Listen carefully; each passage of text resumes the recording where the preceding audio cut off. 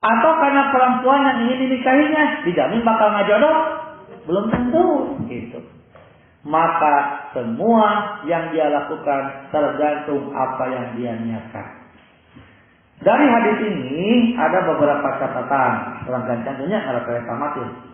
1. Hadis ini merupakan salah satu hadis yang menjadi dasar di dalam ajaran Islam. Imam Ahmad dan Imam Asy-Syafi'i berkata, hadis tentang niat ini mengandung sepertiga ilmu. Jadi ilmu lamun dibagi tilu, salah saja niat. Kalau ini bukan ilmu harusnya ya, sepertiga amal kudu nama detik. Coba diluruskan, itu bukan ilmu. Sepertiga amal, bukan sepertiga ilmu. Kenapa? Karena perbuatan atau amal hamba itu terdiri dari 3 macam. 1 ada perbuatan hati, 2 perbuatan lisan, 3 perbuatan anggota badan yang lainnya. Nah, kenapa niat dia disebut sepertiga amal? Karena niat termasuk perbuatan hati yang merupakan salah satu unsur dari amal tersebut. Diriwayatkan dari Imam Asy-Syafi'i bahwa beliau berkata, hadis ini mencakup 70 lebih bab dalam fikih. Bahkan sebagian ulama yang berkata, hadis ini merupakan sepertiga Islam. Bukan sepertiga Islamnya. Ya kan al-Islam terjadinya naon? Iman, Islam, Islam. Nah itu kaitannya jeung naon ya niat bab iman, pekerjaan hati gitu. Jadi lamun berarti mun dia teu beres, berarti kita sudah tidak membereskan sepertiga Islam. 2. Sababul wurud. Nah, sababul wurud sebab adanya hadis ini. Kalau Quran sababul nuzul, sebab turun. Karena kan sholat di luhur kahanan turun, disebutnya sababul nuzul. Kalau wurud mah ada warada sababul wurud, sebab-sebab ada. Namun di ulama sababul kurujum. Urang gitu. Nah, buat aya ieu, nah buat ieu sababul kurujumna. Nah, gitu. Melihat sababul wurud. Hadis ini adalah berhubungan dengan seseorang yang mengikuti Nabi SAW berhijrah dari Makkah ke Madinah dengan tujuan ingin menikahi seorang perempuan yang bernama Ummu Qais. Ini kemunculan kalimat si Nabi itu gara-gara ayat hijrah, tapi niatnya teh mudah-mudahan si Ummu Qais, bukan karena pahala hijrah. Sehingga orang tersebut disebut muhajir Ummu Qais. Muhajir adalah orang yang berhijrah karena Ummu Qais gitu. Yaitu orang yang berhijrah karena Ummu Qais. Bahkan di kemudian hari nama tersebut menjadi laqab. Nah, laqab teh landian bagi seseorang yang beramal tidak ikhlas karena Allah. Kalau dulu mah mun di urang mah kalau ngabela Jokowi disebutna naon? Cebong. Kalau lamun nyebut cebong, oh iya grup Jokowi. Kalau grupna Prabowo, tak baheula mah lamun aya jelema anu beramal teh teu ikhlas karena Allah disebutna naon? Muhajir Ummu Qais eta mah gitu. Kenapa gitu? Ya padahal namanya bukan Ummu Qais. Padahal niatnya bukan mau menikahi Ummu Qais, bukan. Niatnya teh mah nu lain gitu. Tapi itu jadi istilah jika diurang gitu. Pokoknya asal ngabela Prabowo, kampret gitu. Namun ngabela Jokowi, cebong gitu. Jika gitu deh.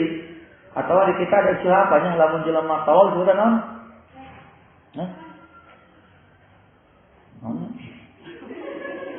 Apa? Atau tukang ngabodor, si joker gitu lah. Si joker kita mau ya tukang ngabodor itu landian. Pokoknya ada sebutan yang membuat ciri khas, itu namanya laqab. Atau dalam saya sebut kadrun, kadal, gurun, gitu tak. Kepada siapa ini? Kepada orang Islam gitu. Sebutan PKI dulu kepada orang Islam sebutnya non kadrun. Kadrun itu kadal, gurun, gitu. Nah, ini mah muhajir umum. Kalau itu sudah tidak membahas tentang hijrah, tapi orang pokoknya beramal yang tidak ikhlas disebutnya muhajir umum. 3. Imam An-Nawawi berkata, niat adalah qasdun. Naon qasdun teh? Tujuan atau motivasi melakukan sesuatu. Dan tujuan itu tempatnya di mana? Di dalam hati. Makanya ada nggak orang yang bisa mengetahui isi hati orang lain? Tidak bisa. Jadi yang bisa dilakukan itu bukan menebak isi hati, tapi menunjukkan apa yang ada di dalam isi hati. Menunjukkan mah pasti tuh. Jika tadi banyak, abis teh sabulan wis masak, joli simpulkeun teu boga duit, pasti tuh. Ngan mungkin tuh. Jadi lamun nyimpulkeun ke hate mah mungkin. Yang kapuji gitu ya. Pasti tuh. Nggak bisa. Jadi babria mah urusan hati, bukan urusan dohir. Jadi kalau ada orang sholat sunat, di dia sholat sunat, gitu. Yang kapuji. Lah, ada hubungannya. Ria mah kaitannya dengan hati masing-masing. Jadi orang menuduh ria, yang kapuji, lain karena Allah, itu nggak bisa ditentukan oleh orang lain. Jadi bab niat mah perlu hati-hati gitu. Dan niat akan selalu mengiringi segala sesuatu yang dikerjakan. Berarti niat itu mengiringi amal dari awal sampai akhir amal tersebut. Makanya kan kasus siapa itu? KPK teh. Kita ngomong di sebor sosial. Nah, perbedaan beda. Itu kan di antara yang menyebabkan diringankan hukumannya apa? Maksudnya menyebabkan teh niatnya tidak sengaja, maka kabel kan gitu viralnya usuk tidak sengaja. Apa gimana tidak sengaja? Gitu kan ya. Nah makanya sih hukuman kudu ningali secara dohir. Dohirnya dia sudah melukai seseorang. Maka hukumannya lamun dina Islam kudu sarua gitu. Jadi sebutnya qisas fair. Masalah dia sengaja dan tidak sengaja itu urusan dia. Nah ketika dia sudah melakukan itu sampai ada hal yang dirugikan, itu harus diganti. Misalnya orang maledog jualan kaca imang batu, lalu tujuan mereka rusak. Mau main bal dengan anak-anak, tentunya tarik tuyul, supaya sekali tukang kaca batu. Gantian tau, pasti sengaja. Perlu diganti ya, kita perlu nama. Haji ramah tentunya, akan tidak ada niat sengaja si pelakunya kurang. Nah itu kan jadi tidak adil. Jadi WCT orang akan beranggapan sengaja WKB supaya apa? Walaupun memang betul ketidaksengajaan itu bisa meringankan hukum. Yang benar tidak sengaja, saya itu jadi masalah. Begitu. Maka hukuman kayak dohir merusak ya kalau perlu diganti ya, walaupun tidak sengaja. Tapi kalau tidak sengajanya berdosa kepada Allah, karena ke Allah bisa ngampun. Tapi kalau kaitan dengan manusia dan berkaitan dengan barang, harus diganti, nggak bisa barang. Dan niat akan selalu mengiringi segala sesuatu yang dikerjakan. Hanya dicatat. Berarti niat mah mengiringi amal dari awal sampai akhir. Jadi lain awalnya hukum niat maka jadi kita kan cuma awalnya doang kebayang niatnya. Kalau niat mah mengiringi. Jadi niat salatnya timbira, niat salatnya. Timiti takbir sampai salam, bukan pasti takbirna hukum. Maka niat karena Allah teh timiti takbir ketika salam. Tidak boleh takbirna hukum karena Allah, kali itu karena manusia. Harus mengiringi. Lamun tidak, ya kembali lagi akan dihukum sesuai dengan niatnya masing-masing. 4. Niat yang paling utama adalah ikhlas, hanya berharap pahala dan ridho dari Allah Subhanahu wa taala. 5. Niat menjadi penentu nilai dari sebuah amal. 6. Terakhir ya. Mendengar kata-kata terakhir, maka ada kesemangatan yang muncul. Berarti rekomendasi. Perbuatan yang bermanfaat dan mubah bila diiringi dengan niat mencari ridha Allah Azza wa Jalla, maka akan bernilai ibadah. Saya tak kalau lebih niat bisa mengubah sesuatu yang mubah menjadi sesuatu yang berkah. Kan ai mubah mah dikerjakan temenan pahala, ditinggalkan ke dosa. Itu asalnya mubah. Seperti tidur siang. Nah, kalau orang tidur siang dapat pahala tidak?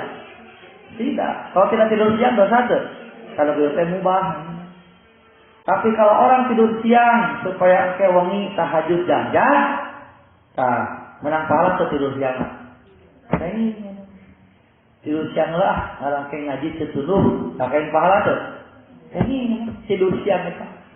Nah, karena niatnya sudah bukan sebatas tidur, bukan sebatas makan, tapi dikaitkan dengan ini. Terus tidur siang, kenapa? Karena malam mau maling misalnya. Ayah bangsa kan tidurlah wayah dia nggak setunuhnya kan, kira aku bangsa dulu kan bahaya. Kan sekaya bangsa dia nungguan, dina kekedinanan, dina para, yang dina para. Dan tuan rumah pan kan kalidur, tungguan, dina dapang, tempo, dilawai, tunduk, ibrah, buka siang. Nah, terjadi malingnya, dosa tuh ya. Amal dosa senajan terjadi malingnya. Nah, ada niat sama guys, ayo. Karena dia tidak jadi mencurinya bukan karena kesadaran sendiri, tapi memang kaburan. Kata niatnya pangaruh di kaki itu.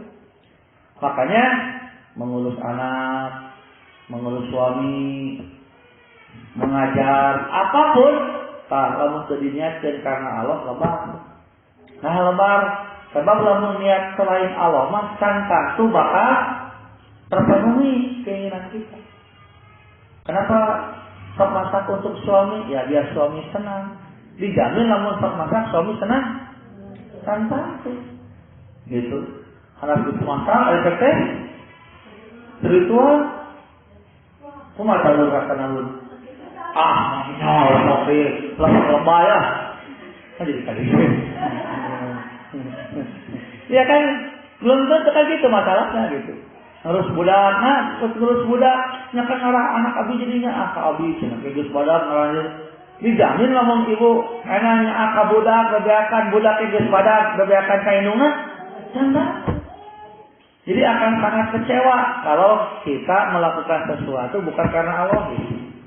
Tapi lamun karena Allah, namanya ngurus budak, budak terhormat, kecewa tuh, bukan karena Allah. Kecewa, santai losok GR nggak jawab. Kecewa kan mau pakai teuing, mau pakai terlalu kecewa. Kenapa? Karena kekecewaannya cepat diobati.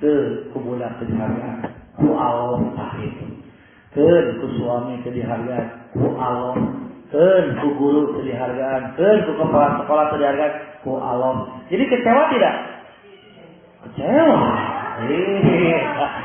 Agar kecewa, sama sekali kecewa mah.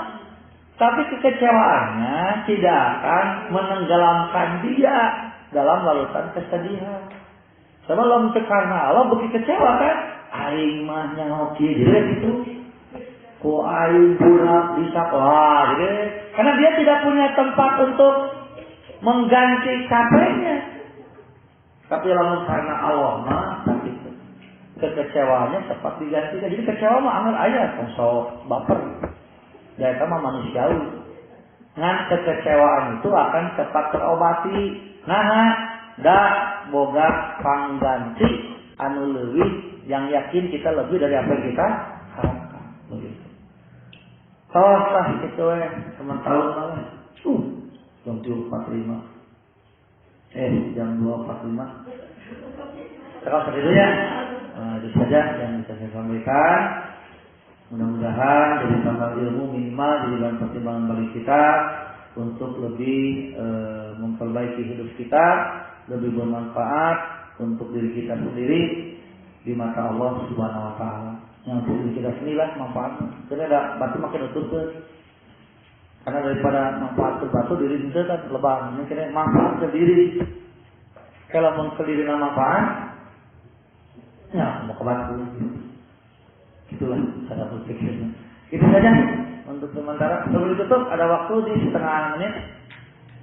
1, 2, 3, 4, 5, 6, 7, 30. Assalamualaikum warahmatullahi wabarakatuh.